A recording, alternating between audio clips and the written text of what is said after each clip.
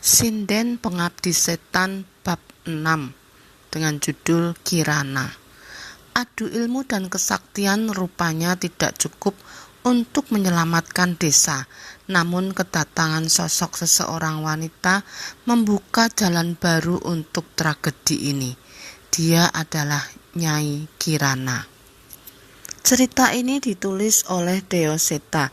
Yang ingin membacanya langsung bisa di Twitter beliau dan follow akun beliau juga. Yuk kita dengarkan ceritanya.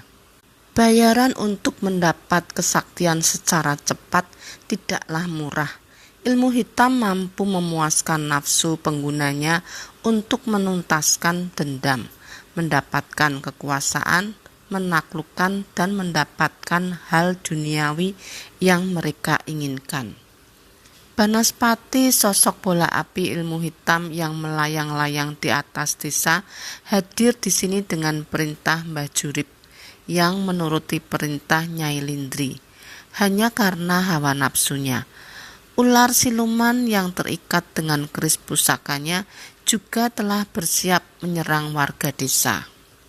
Tak cukup dengan itu, Mbah Jurip juga memanggil sosok roh pocong, hingga makhluk yang seharusnya sudah tenang di alam sana. Seolah Mbah Jurip mengerahkan segala ilmu yang ia bisa kali ini.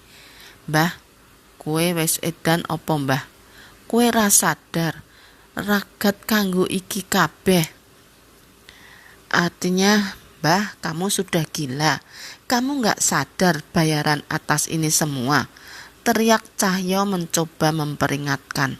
"Sayangnya aku tahu ini semua sudah terlambat."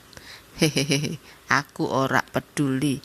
Angger Nyai Lindri ana ning sandingku, apa wae tak lakoni." Balas Mbah Jurip dengan wajah yang sudah berubah drastis sejak sebelumnya. Wajahnya benar-benar seperti seseorang yang kehilangan akal. Ia seperti ketakutan dan putus asa, seolah sangat takut kehilangan Nyai Lindri. "Ingat Mbah Jurip, kamu masih punya anak istri yang setia menunggumu di rumah," teriakku yang masih berusaha menyadarkan Mbah Jurip. Wajah Mbah Jurip terlihat bingung, mungkin ia teringat sekilas tentang keluarganya. Namun sepertinya itu tidak berarti dibanding hawa nafsunya terhadap Nyai Lindri. Warga desa terlihat ketakutan dengan apa yang mereka lihat saat ini. Seseorang yang mereka mintai tolong untuk menyelesaikan masalah ini, kini berbalik ingin membunuh mereka semua. Bagi Cahyo mungkin menghadapi Banaspati itu tidak sulit, tapi seandainya Cahyo mengalahkan Banaspati itu, Mbah Jurip akan memanggil kembali Banaspati untuk melawan Cahyo. Itu artinya akan ada nyawa lagi yang ditumbalkan. "Biar kami yang menjaga mereka, selesaikanlah masalah ini." Tiba-tiba terdengar suara dari belakangku. Tak hanya itu, aku merasakan kehadiran banyak sosok yang mendekat. "Pak D," teriak Gendis tiba-tiba kepada sosok yang berada di belakangku itu. "Gendis, kamu ngomong sama siapa?" tanya ayah Gendis. "Mereka datang, Pak, warga hutan belakang yang kemarin nolongin kita," teriak Gendis. "Benar, aku ingat mereka. Mereka adalah warga hutan belakang yang kemarin menyelamatkan kami. Kali ini mereka hanya menampakkan diri pada Gendis. Mungkin mereka tidak ingin membuat warga desa lainnya panik." Seseorang yang Gendis panggil dengan sebutan Pak D itu tersenyum dan mengangguk ke arahku. Walau dengan wajah pucat yang menyeramkan, ia seolah memberi isyarat agar aku tidak perlu khawatir. Aku pun membalas senyumannya dan pergi meninggalkan mereka yang sudah berbaur dengan warga desa yang masih hidup. "Cahyo, kita selesaikan," ucapku. "Warga desa? Sudah ada yang menjaga mereka." Cahyo menoleh ke arah warga desa dan segera mengerti maksudku. Cahyo mengambil segenggam tanah, membacakan beberapa kalimat doa dan melemparkannya pada sebuah lahan kosong. Banaspati itu menjadi hitam, Makhluk itu menyadari benda yang dilempar Cahyo dan menerjang tanpa ampun. Ledakan besar terjadi ketika bola api hitam itu menyentuh tanah. Mbah Jurip terlihat panik. Ia tidak menyangka ilmu andalannya bisa dihentikan semudah itu oleh Cahyo. Aku pun segera menerjang Mbah Jurip, sementara Cahyo mencoba menahan ular siluman dan makhluk yang mendekat ke arah warga. Keris itulah yang kuincar. Aku tahu Mbah Jurip bisa memanggil berkali-kali siluman ular dengan bantuan keris pusaka di tangannya. Keris kami berdua pun beradu. Sebuah dentuman terdengar dari peraduan kedua pusaka yang saling menunjukkan kemampuannya. Ada kalimat doa yang kubacakan setiap keris kami beradu.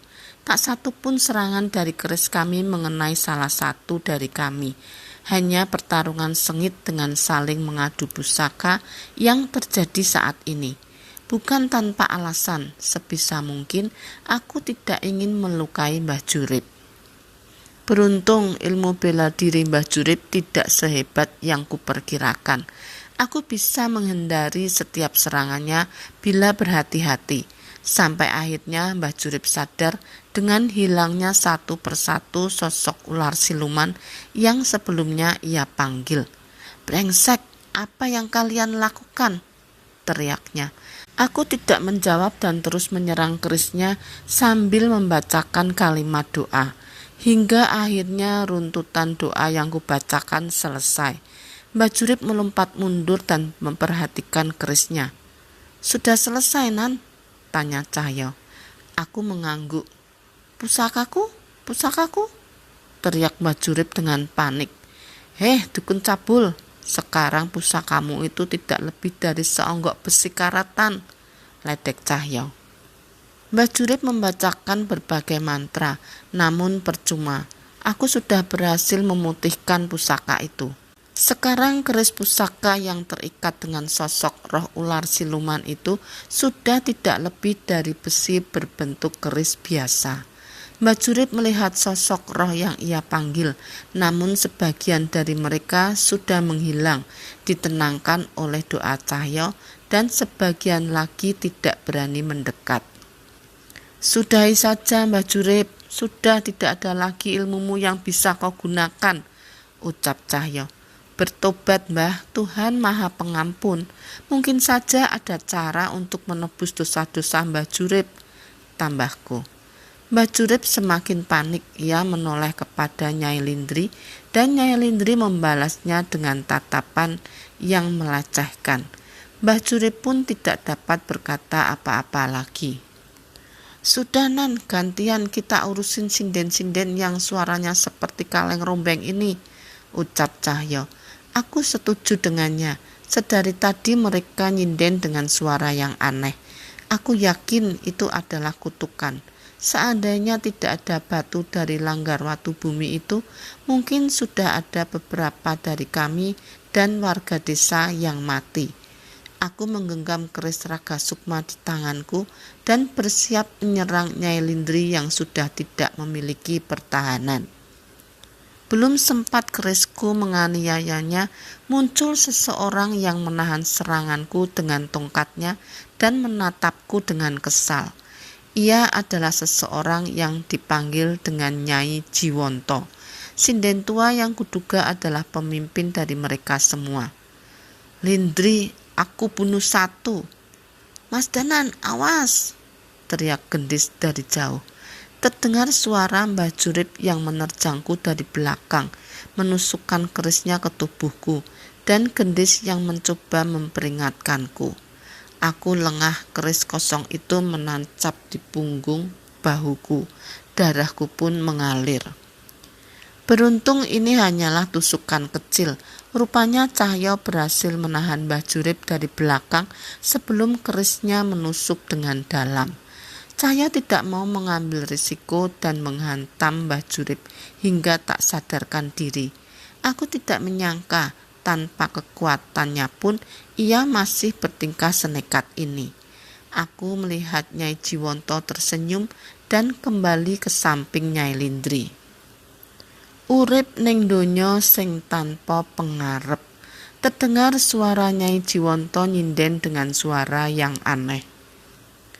Pepeteng wengi nimbali lelembut lan petaka. Derajat manungsa ora ana regane ing pepeteng wengi. Aku tidak bisa mendengar dengan jelas kata-kata yang terucap setelah itu. Namun seketika aku merasakan sesuatu mencoba menguasai alam pikiranku. Aku menatap pada Cahyo. Ia juga seperti menahan sesuatu. Lagu ini ada yang tidak beres dengan lagu ini, teriak Cahyo yang akhirnya terjatuh sambil menutup telinganya. Aku menoleh ke arah ayah gendis. Ia masih menggunakan batu itu. Namun gema dari batu itu tidak berefek dengan tembang ini. Sebaliknya sebagian warga sudah teriak kesetanan seolah ada yang mempengaruhi pikiran mereka. Roh dari belakang hutan berinisiatif merasuk ke tubuh warga desa. Aku tahu mereka melakukan itu untuk membantu warga desa mengendalikan dirinya. Wanasura! Cahyo berteriak memanggil sosok kera pelindung hutan Wanamarta untuk merasuk ke dirinya. Namun tidak berhasil, sebaliknya Wanasura juga terlihat gelisah. Mataku terasa panas, ingatan mengerikan mulai masuk ke pikiranku. Rasa sakit seperti saat tergantung pada seutas tambang, kurasakan seolah mengambil nyawaku. Sedikit demi sedikit, aku tahu ini adalah perasaan Nyai Lindri saat memutuskan untuk mengakhiri nyawanya dengan menggantung dirinya di gerbang desa. Matanya menatap lurus ke sebuah rumah yang pernah ia tinggali, rumah Baskoro. Aku mendengar Cahyo terus berteriak, entah penglihatan apa yang ia rasakan.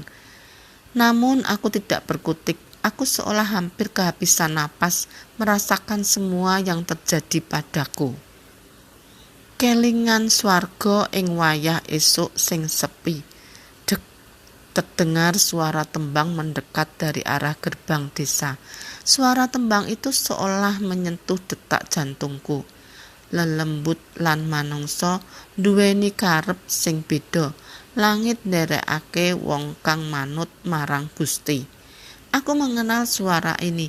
Seketika pengaruh tembang Nyai Jiwanto tidak lagi menguasaiku. Aku menoleh ke arah suara itu dan sudah ada beberapa orang memasuki desa. Itu adalah Naya, Sena, dan teman-teman dari Padepokan. Mas Danan, teriak Mas Sena yang menghampiriku, sementara Naya terus menyanyi menangkal tembang Nyai Jiwanto. Aku mencoba memulihkan diriku. Cahyo pun terlihat sudah sadar. Tembang terkutuk pepeteng wengi. Tanpa ilmu pun tembang itu bisa membuat pendengarannya kehilangan akal sehat, ucap Mas Sena. Nyai Jiwanto terlihat kesal.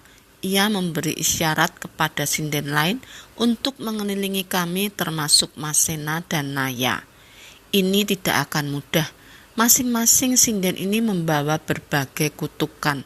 Namun sebelum mereka melakukan sesuatu, tiba-tiba terdengar suara ayam berkokok yang merubah raut wajah sinden-sinden itu. Sebentar lagi pagi akan datang. Seketika sinden-sinden pengabdi setan itu menghilang satu persatu ke dalam kegelapan. Mereka menatap kami dan warga desa dengan tatapan mengerikan, seolah memastikan mereka akan kembali lagi.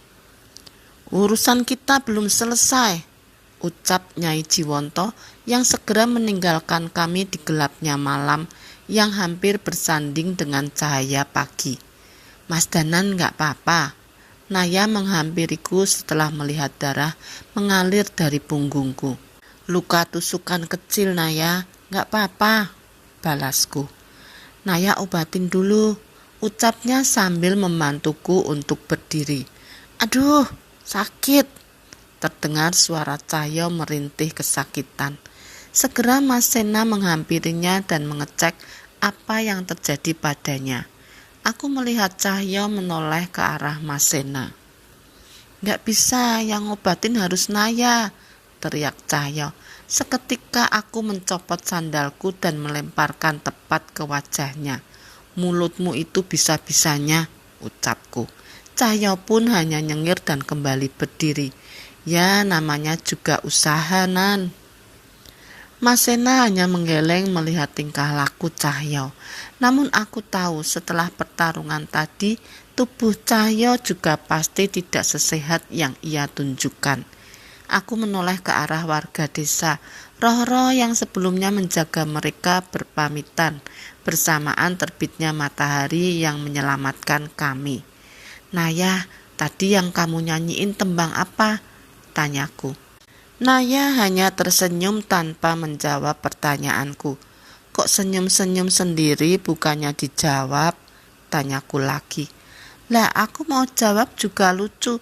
Wong sing ngajari tembang kuwi Nyai Kirana, ibunipun Mas Danan," balas Naya. Aku kaget mendengar jawaban itu. Nyai Kirana sudah tahu tentang adanya sinden-sinden yang menggunakan cara-cara menyimpang. Mereka mengabdi pada sosok lembut yang bisa memberikan pengasihan. Makanya Nyai Kirana mengajarkan lagu itu, cerita Naya. Nyai Kirana dan murid-muridnya jarang sekali ada yang menonjol di setiap pementasan karena ada sinden-sinden lain yang terlihat lebih mempesona. Aku mengingat wejangan-wejangan selama aku tinggal sama ibu. Memang aku tahu ibu sering bercerita soal itu. Namun pada zaman aku kecil, penggunaan susuk, minyak pengasihan, dan mustika adalah hal yang biasa dilakukan. "Kalau kamu sebegitu dekat dengan ibu, kenapa kita nggak saling kenal ya?" tanyaku. Lagi-lagi Naya tidak menjawab. Ia hanya tersenyum dan menyelesaikan pengobatannya untuk lukaku. "Mbak, jangan sering-sering senyum, nanti masnya baper," ledek Cahyo. "Sandalku masih sisa satu loh Jul, pilih tak lempar kemana?" balasku. "Ke pohon pisang di depan aja, siapa tahu jatuh satu," balas Cahyo. Aku hanya menggeleng sambil mengenakan sandalku lagi. Sementara Naya pergi meninggalkanku mengganti air dari baskom yang ia gunakan untuk membersihkan lukaku. "Lah kamu nggak peka-peka, dia berharap kamu sendiri yang ingat tentang dia, malah pakai nanya," jawab Cahyo. "Gimana Tonjol, namanya lupa pasti nggak inget," balasku. "Ya bener juga sih," balas Cahyo menyetujuiku. "Tapi nggak gitu maksudnya." Aku berdiri menutup mulut Cahyo memaksanya menghentikan obrolan ini. Bila dilanjutkan aku tahu perbincangan Cahyo akan menjurus kemana. "Mas Danan gimana? Parah lukanya?" tanya Jatmiko yang menghampiri kami. "Enggak mas, enggak apa-apa. Maaf ya mas, kita belum bisa beresin permasalahan ini," ucapku. Mas Jatmiko menghela napas. "Kami sudah lihat perjuangan Mas Danan dan Mas Cahyo. Kalian sudah berusaha semaksimal mungkin sampai seperti ini. Justru kami mau tanya, apa yang kami warga desa bisa bantu agar saat sinden-sinden itu muncul lagi, kami tidak hanya menjadi beban?" tanya Mas Jatmiko. Aku bertatapan dengan Cahyo. Sepertinya ia yang ingin menjawab pertanyaan Mas Jatmiko. "Kami harap warga desa bisa memperkuat iman dan ibadahnya Mas Jatmiko. Walaupun mungkin tidak bisa menghardik kutukan sinden-sinden itu, setidaknya tidak akan muncul Baskoro dan Bajurip yang lain yang mudah termakan hawa nafsu," jelas Cahyo. Mas Jatmiko menghela napas dan mengangguk. Ia sadar bahwa warga desa dan dirinya masih kurang dalam hal itu. "Mas, nanti saya ajak pemuka agama dari desa saya ke sini. Kita perkuat iman dan ibadah kita bareng-bareng," ucap Mas Sena yang menghampiri kami. "Terima kasih Mas Sena, saya akan sampaikan ke warga setelah adanya kejadian-kejadian ini. Seharusnya warga desa mulai sadar," ucap Mas Jatmiko yang segera meninggalkan kami dan menemui warga desa. "Sekarang bagian kita Jul, Gimana cara kita melawan sinden itu kalau mereka muncul lagi? Tanyaku. Cahyo tidak langsung menjawab, namun ia melemparkan lirikan matanya ke arah Naya. Mata lawan mata, sinden lawan sinden, ucapnya. Ngawur kamu, gak enak aja, gak mungkin kita ajak Naya ngelakuin hal berbahaya, balasku. Ada yang khawatir, ledeknya. Gak gitu, tapi dia orang biasa. Melihat sosok lain yang gak kasat mata di tempat tadi aja, Naya gak bisa. Tapi jujur, kamu terselamatkan sama tembangnya Naya tadi kan? Ucap Cahyo. Iya sih. Mas Sena mendekat ke arah kami seolah ingin ikut mencari solusi atas permasalahan ini. Kalau kalian membutuhkan Naya, saya coba bantu. Ada teman-teman juga yang jaga dia, biar dia dibantu sinden lainnya juga, ucap Sena. Naya mau bantu kok, ucap Naya yang tiba-tiba muncul dari belakang Mas Sena. Tapi Nay, gak apa-apa Mas Danan, hidup dan mati itu di tangan Tuhan. Kalau ternyata Naya punya kemampuan buat ngebantu Mas Danan, berarti Naya sudah diberi titipan untuk melaksanakannya, ucapnya. Aku menatap Naya. Dia mengatakan hal itu seolah tanpa beban dan tanpa rasa takut sama sekali. Aku pun menghela napas dan terpaksa menyetujui rencana ini. Kata Pak D, sinden-sinden itu juga punya jago lain Mas. Gendis tiba-tiba muncul menghampiriku. Yang dimaksud Pak D mungkin adalah salah satu roh yang tadi menyelamatkan warga desa. Jago, maksudnya apa Gendis? Tanyaku. Itu loh yang tadi bawa tombak melawan Mas Cahyo, jawabnya polos. Mungkin maksud Gendis selain Joko Garu, sinden-sinden itu juga memiliki pengikut lain yang melindungi mereka dan akan menjadi lawan yang menyulitkan untuk kami.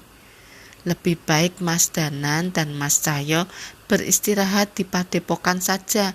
Kita siapkan rencana di sana dan nanti sebelum gelap kita kembali di sini, ajak Mas Sena.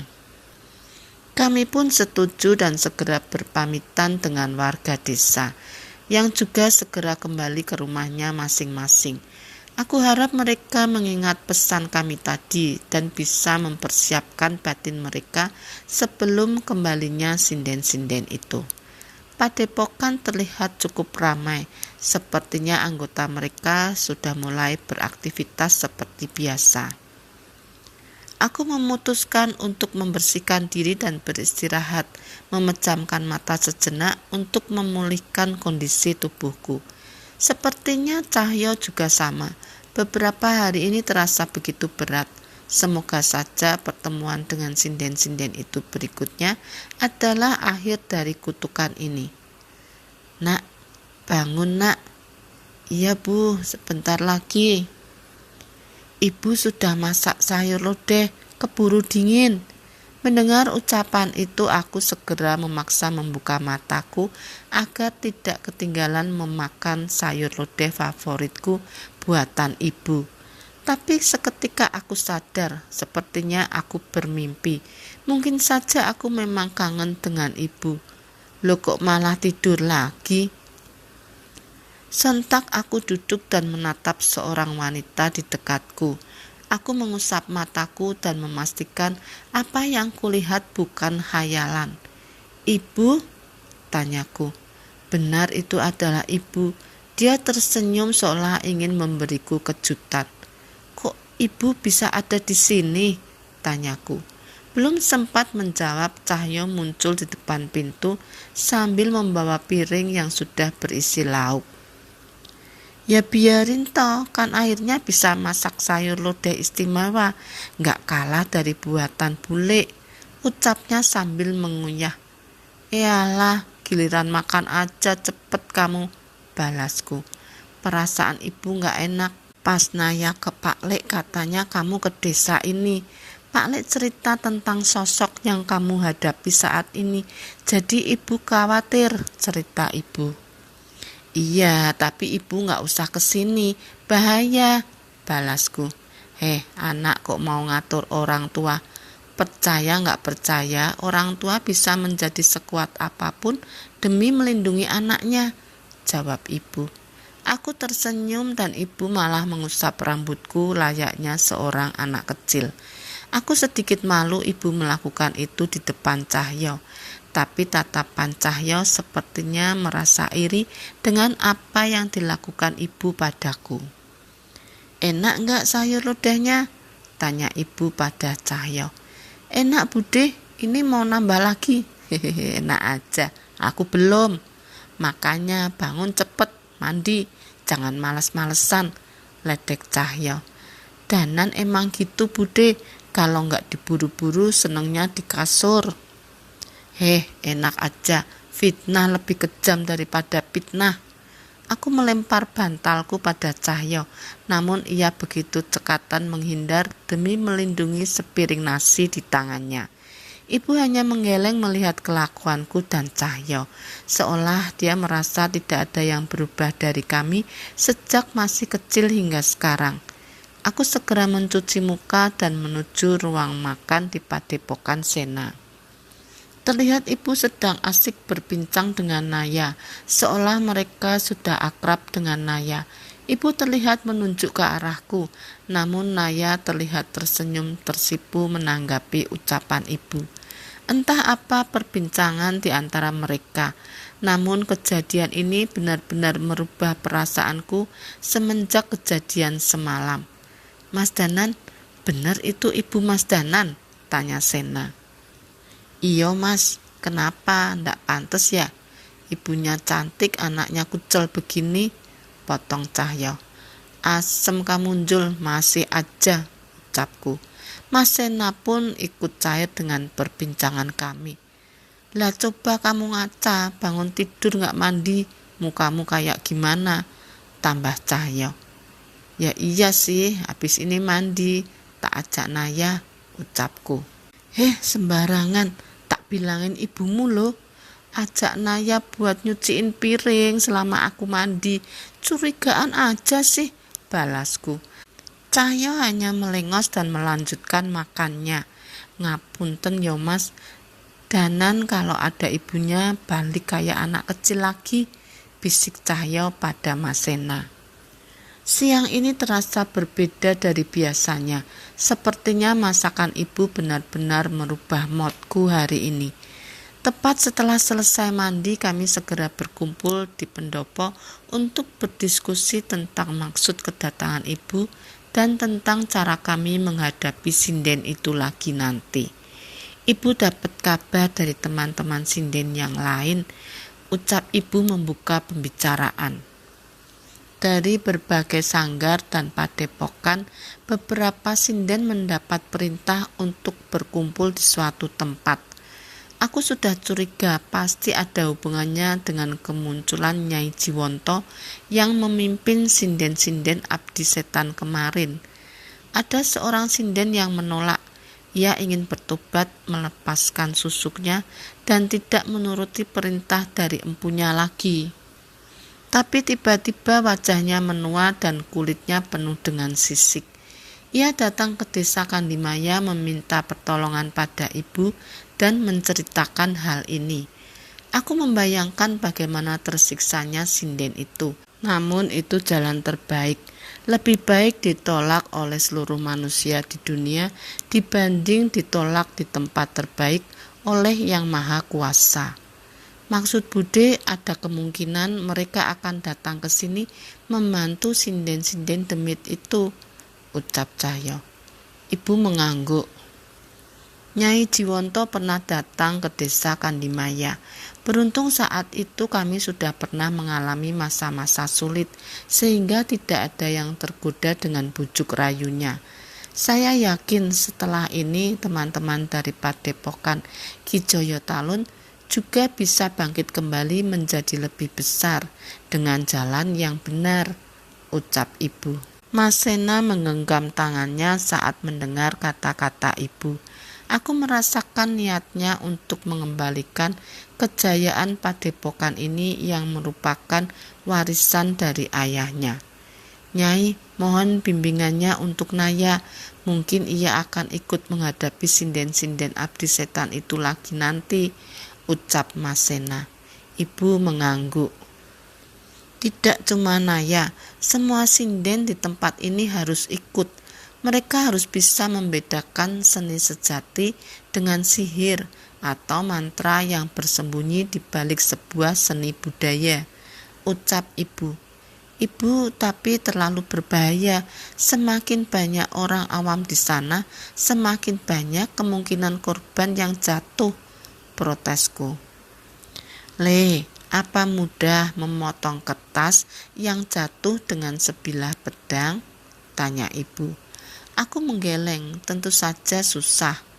Sama seperti saat ini, kamu melawan sesuatu yang menurutmu tidak mudah dikalahkan dengan pertempuran. Tidak mungkin kamu melawan suara dengan pukulan atau bilah keris. Aku mulai mengerti maksud ibu, namun tetap saja aku merasa khawatir. Apa rencana ibu? Tanyaku. Ibu menatap ke arah kami semua. Kita adakan pementasan wayang semalam suntuk di desa. Sontak aku terperanjat. Aku tidak pernah terpikirkan rencana seperti ini. Bu, kita tidak sedang bercanda kan? Ucapku. Ibu tersenyum. Tembang yang dinyanyikan Naya akan terus berkumandang semalam suntuk bersama sinden yang lain. Aku tahu maksudnya. Dengan ini tembang terkutuk sinden itu tidak lagi bisa menyerang kami.